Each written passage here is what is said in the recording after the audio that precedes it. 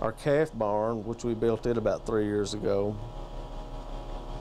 We love our calf barn. The thing that I wanted was something that would, where one person could do it. It would be real easy to clean out.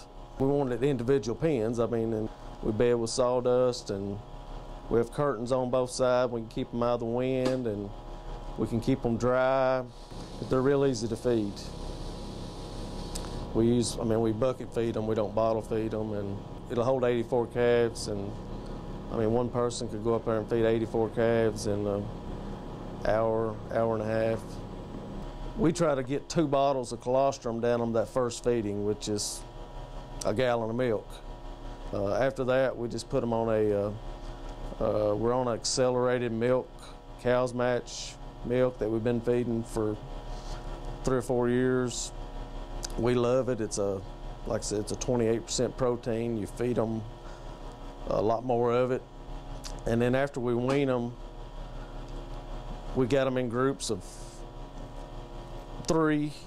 We'll pull our divider pens out and kind of get them used to another calf in there with them. And they're usually around 3 months old at that time, and we take them, and we've got a heifer barn right beside actually our dry cow barn is part heifer barn and our younger calves. So we move them over there before we take them over to our other facility. We've done it different ways, but we try to keep it as simple as we can. So we feed corn silage, we feed alfalfa hay, and we can't grow enough alfalfa to feed 500 cows, so we purchase it. We try to get the same quality feed year-round of alfalfa hay. And then the other products that we buy, we've always fed whole cottonseed. We're also feeding a product called mycelium. We've only been feeding it for a couple years. It's a wet product. We buy our feed, our complete feed. We feed it at a 23-pound rate. It just has your corn and everything else in it. And we did just take the skid loader and try to skim it off a little bit at a time, and I don't even think I'd ever heard of a defacer. We got to looking in magazines and seeing these things that was taking keeping the silage face real smooth, and we thought, man, that might be a good idea. So we ordered one, and it's been a wonderful help.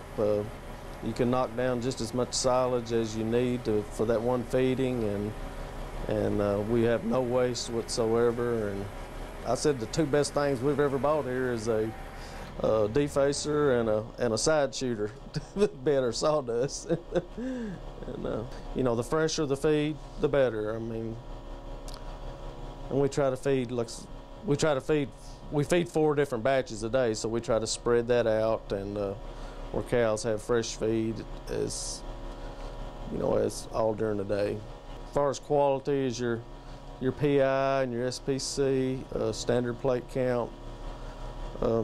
If we have a problem there, we don't usually have a problem, but if we do, I mean, it's usually something with the wash system, or the milk tank's not cooling correctly. And you know, if I keep up with it every day, just about what it is. And if I see it's starting to go up, I give somebody a call to come out here and check the system out, make sure it's washing properly, and make sure we got hot water. And hot water's key.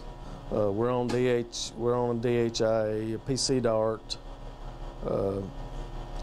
I mean, all the breeding that Bradley does. I mean, you know, he can look it up, and just having and the longer you're on it, the better it is. You got more.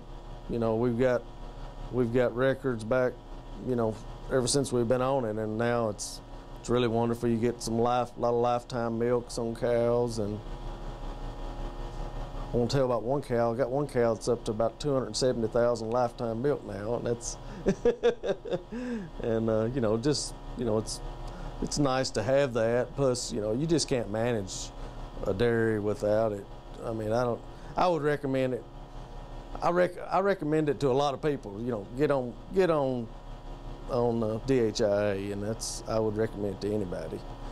And another thing, we got on the farm business analysis program a little over a year ago. Of course, we got on it because of the tobacco program, you know, to get the money so we got on it because of that, but we should have already been on it anyway. So that's been as far as our keeping our financial part of it. I said this before, dairying can be the most frustrating thing you can do, and it can be the most rewarding thing you can do.